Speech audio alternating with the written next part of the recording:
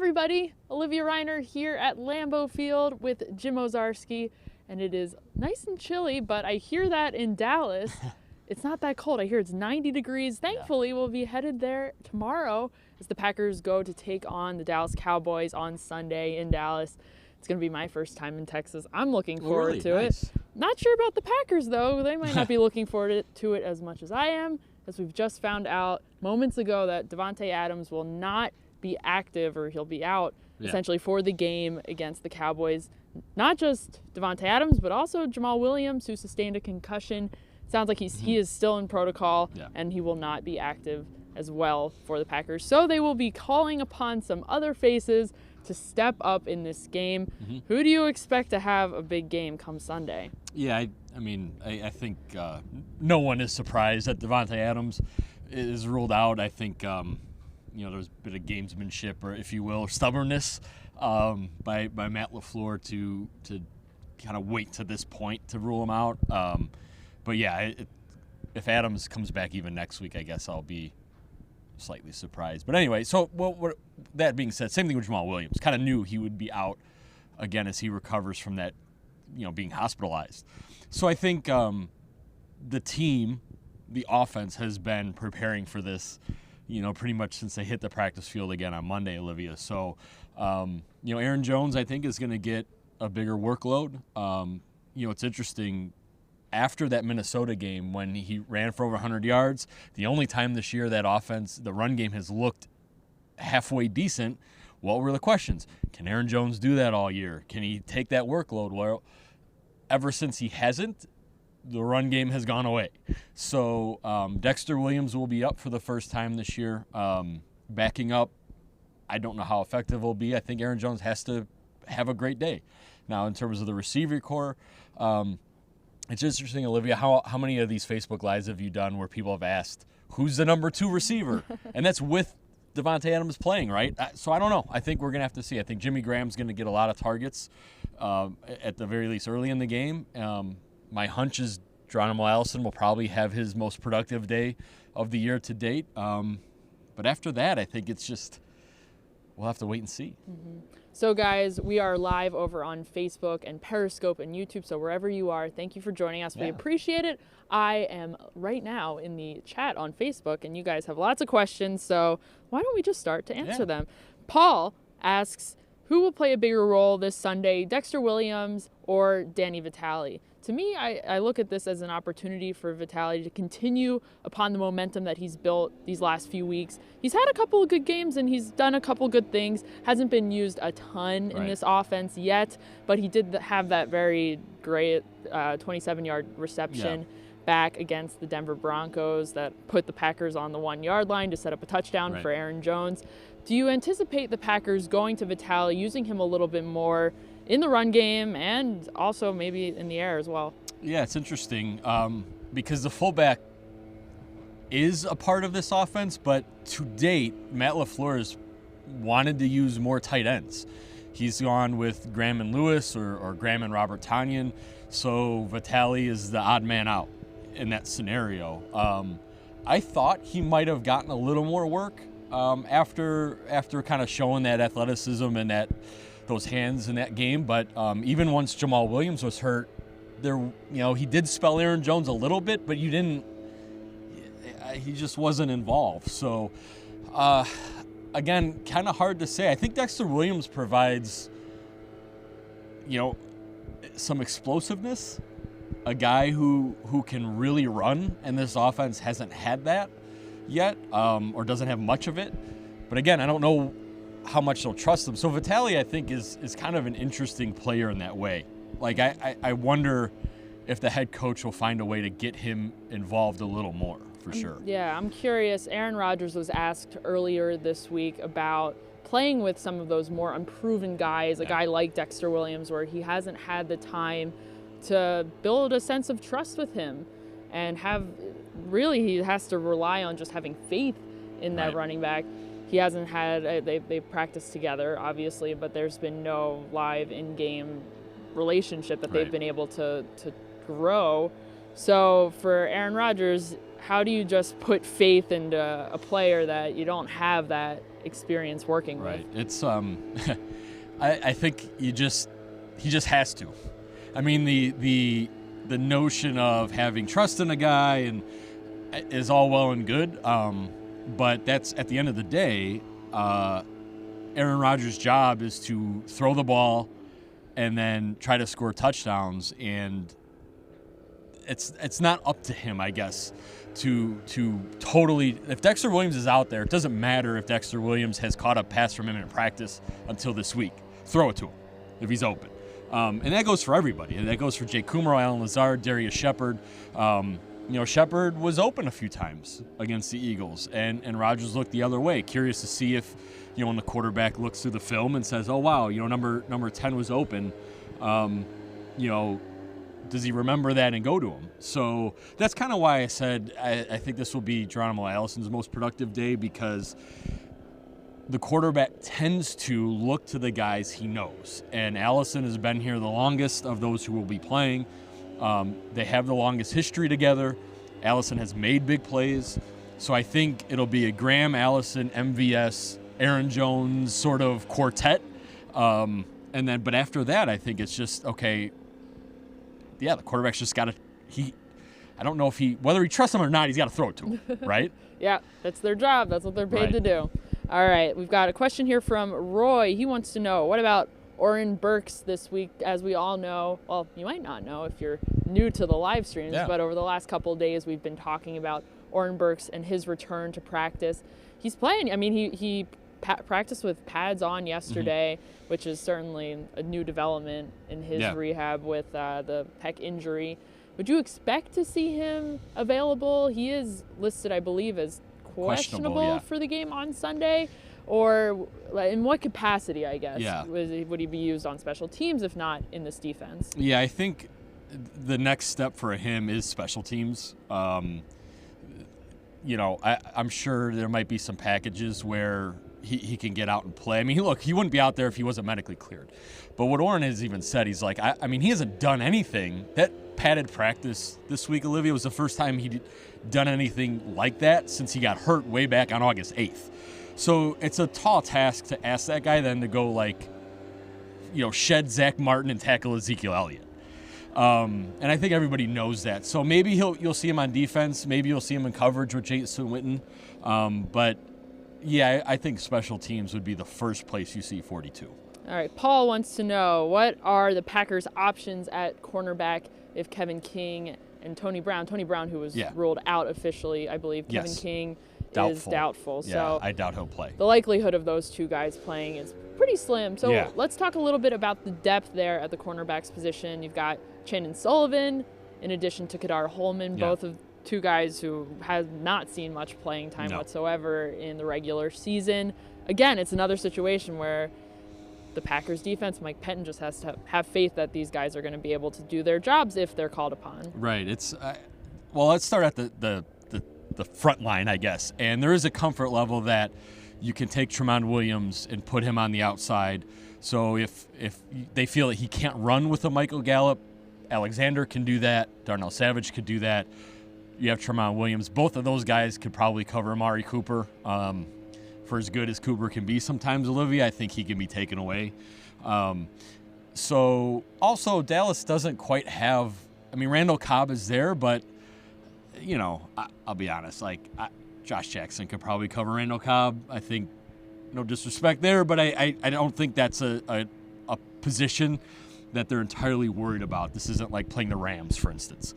But I think the Jackson-Sullivan thing will be interesting. Jackson played after Kevin King got hurt, and then he was taken off the field, and Chandon Sullivan then came in. So I think we'll see those guys for sure. And then also Will Redmond. He returned to practice this week after suffering a concussion against the Eagles. He came into the league as a corner, currently a safety, but he can do those things as well. So I think they still feel pretty good about that depth because they still have Alexander and Williams to start the game with outside. All right, the options are there. Yeah. Matt says that he could get Davante Adams a toe if he needs one. So by it 3 o'clock? Sounds like Matt with nail polish. Ooh, it's a good. Yeah. Yeah. No. Hopefully that's a reference he was making, Big Lebowski. If so, you get extra points. Right over my head. That's so sad. That's so sad. We're gonna have to get Olivia to watch that movie. I need to work on some of my pop culture references. But anyway, Matt, that's very kind of you to donate your toe. Unfortunately, I cannot do anything about that, so somehow you're going to have to get in touch with the Packers medical staff. Just to make sure we're all clear, because I saw some comments over on the good old website, twitter.com, people wondering about Jake Coomer and his health. I think there were some doubts around it. Michael wants to know if Jake is back at receiver. Yeah, he's missed the last 2 weeks with a shoulder. He's been practicing this week, so I don't even think he's on the injury report. Honestly, I don't think he was inactive the last 2 weeks because of the shoulder. Does that make sense? Like, I think it was an odd man out. It was something he was dealing with. Like, he probably could have played, from what I understand. So, no, he'll be good to go. And I think my guess is, Olivia, all 5 of those receivers will be up because Shepard was out the first 2 weeks. Coomer was out the next 2 weeks. Adams will be out this week. So I think that whole other group of guys, you'll see them on the field in Dallas. So Brian wants to know, how is the offensive line looking? Bryan Bulaga returned to practice after sustaining a shoulder injury in the game against the Philadelphia Eagles. He practiced all week. He was in pads yesterday. My gut is telling me, even though he's listed as questionable on the injury report going into Sunday's game, is that he will be active. He'll play. It's just a matter of will he finish, because that obviously was not the case against the Eagles. He went out pretty early for Alex Light, so I think that's a good start for sure. You want Bryan Bulaga pass protecting on the road with DeMarcus Lawrence and Robert Quinn. Big shock. Another set of pass rushers for this team to deal with. So I think pass protection-wise, they're fine, to be honest. If Bulaga's there, they're in good shape. If Alex Light has to play, I think Aaron Rodgers and Matt LaFleur are going to have to move around a bit like he did against the Eagles. So now I think the run game, however, even if Bulaga plays, they've really struggled the last few weeks, Olivia, and I don't know if you get healthy doing that against the Dallas Cowboys. Their front seven's very good. They've been very good. Their 3 linebackers, Sean Lee, Jalen Smith, Leighton Vander Esch, are so good side to side, which is what the whole point of the wide zone is. And also then turning upfield and shooting gaps. So I think the run game's still going to struggle a little bit. So if for whatever reason Bryan Bulaga is either unable to go or he can't finish the game, do you anticipate the Packers putting Alex Light back in at right tackle like they did last week against the Eagles? Yeah, I think especially if Bulaga starts and can't finish, I do think it's Alex Light. I think if Bulaga had come out of that Eagles game and they were like, wow, he is for sure going to be out, I think they may have kicked Billy Turner over to there for practice. Turner was the one who repped at right tackle during camp when Bulaga had his scheduled off days. But I don't think in-game, Olivia, that they'd want to sort of create 2 issues with a Lucas Patrick, for instance, or Adam Pankey going in at right guard. Like, I think Light would be the first man up. Pankey might be active, though, because he can play tackle and he can also play guard, whereas Lucas Patrick, I think, is that more of an interior lineman. Mm-hmm. We've already talked about this a little bit, but there are some people still asking in the comments section here. Dick wants to know, will Matt LaFleur give Aaron Jones more touches this week? I mean, he's going to be the main guy with Dexter Williams up, and I guess Danny Vitale is also back there as well. I think you have to. Yeah. I mean, even if the run game remains ineffective, which is what it's been the last 2 weeks, under 2 yards a carry for Aaron Jones. So unlike him, I mean, he's usually a 4.5 to 5 guy. I think you still have to get him the ball, even if it's in the passing game. Tom Silverstein and we've all talked about how this offense really doesn't have a whole lot of great playmakers. Aaron Jones is one of them, and when the other one, Davante Adams, is out, I think you have to get Aaron Jones involved more, whether that's in the pass game or handing it off.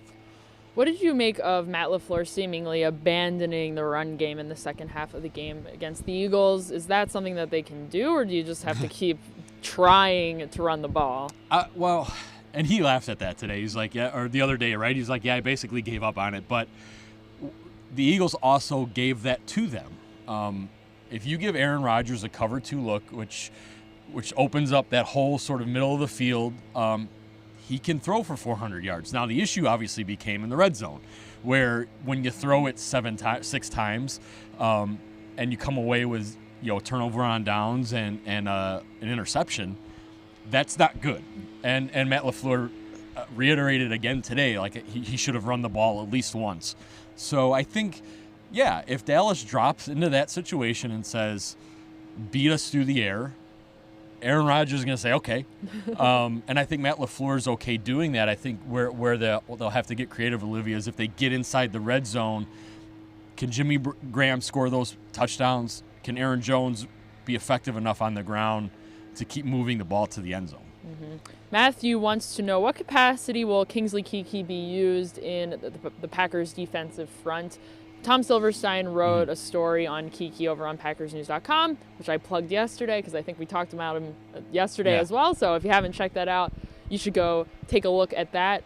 But to me, I mean, the Packers defensive line will have Montravius Adams returning most likely this week, who I believe at the moment is listed as questionable on the injury report, but still he practiced this week, which is encouraging. To me, just to have Adams back, to have Keke as an option, it's going to take some of the pressure, some of the load off of guys like Dean Lowry and Kenny Clark, who have been playing a lot of snaps. Yeah, it's look, Adams went down after week 2, and what does that mean? Means Tyler Lancaster plays more than they'd probably want him to. Same thing with Dean Lowry. I'd be really interested to see the last 4 inactives for this game, Olivia, because there's a part of Mike Pettin is so diverse and willing to experiment, I guess. I'd almost have all your defensive linemen up and just play the run so heavy. And Kingsley Keke would be a part of that. I mean, he has shown he can do that. And make Dak, we're talking about make Aaron Rodgers beat you, which sounds absurd to say. I'd have Dak Prescott beat you. Even with a depleted cornerback room, I'd still, I guess, bet. If you're Mike Pettin, I would say our guys can still cover their guys. So let's load up on the run. Let's have all the big guys active and able. That's just me. And I think Kingsley Keke would fit into that if that's the way they go. All right, well, maybe Mike Pettin's watching and I bet he is. Pointers from Jim Ozarski over here. Sure. So Josh wants to know. Only when it works, by the way. When it doesn't work, he clearly didn't listen to me at all. Yes, I always listen to Jim, except for when Jim's wrong. Yeah. Josh wants to know Joshua, any chance that someone overtakes Allison's role in the slot? Would Jake Coomer or Darius Shepard be good options there? I know both of them have some experience working there, especially Shepard. Yeah, it would be Shepard. Matt LaFleur basically said Jake Coomer always in the slot receiver in this offense. He said that back in February. Now, with the formations, a guy could be in that sort of area. But I also think the slot receiver is still a bit of a misnomer in this offense, Olivia. It's not Jordy Nelson, Davante Adams, Randall Cobb. Like, that's just not how this offense works. So I think that's why Geronimo Allison is in there. And for what it's worth, he hasn't even played, Allison, that is, hasn't even played 50% of the snaps up until last week when Adams got hurt. So, even he hasn't really been in there. So I think Shepard will play in there. I think Allen Lazard's going to play in there. He got a pass interference. He motioned from the slot left to the right. I think Jimmy Graham's going to be in there. So, yes, I think you'll see Darius Shepard. I think Jay Coomer will be more on the outside, I guess, if and when he is on the field. All right, guys, we'll take a couple more. Joshua had another fun one here. Yeah. We like fun questions. Yes. You can ask us fun questions, too. He asks, who is the funniest Packer in the locker room Tony Brown. these days? Tony Brown, Brown. Tony Brown's up there. He's loud. He's loud. When Tony's in the room. But Tony's funny. The corners are all pretty good. I think Zadarius Smith has a sense of humor. Oh, yeah. But in terms of just, like, the guy who's going to make you laugh, like, just by being around, yeah, I'd say it's Tony Brown. Like, David Bakhtiari's got a really good sense of humor as well. But, yeah, just, like, funny how? Tony's probably watching this, and he's like, do I amuse you? Funny like a clown? No, I mean, but, yeah, Tony's generally,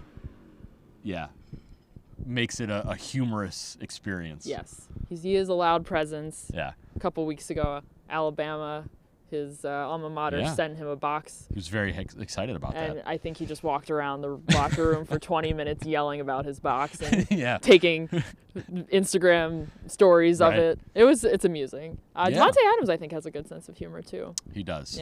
Yeah. That's usually more if you could get him away from the all of the television cameras, you know.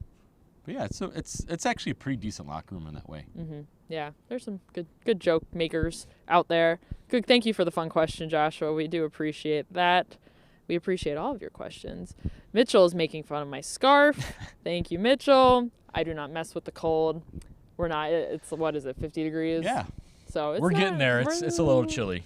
It is. We definitely look like we're dressed for two different temperatures right now. Last question. Chris wants to know, do you think Tim Williams, the Packers' recently acquired outside linebacker from the Baltimore Ravens, will he play on Sunday?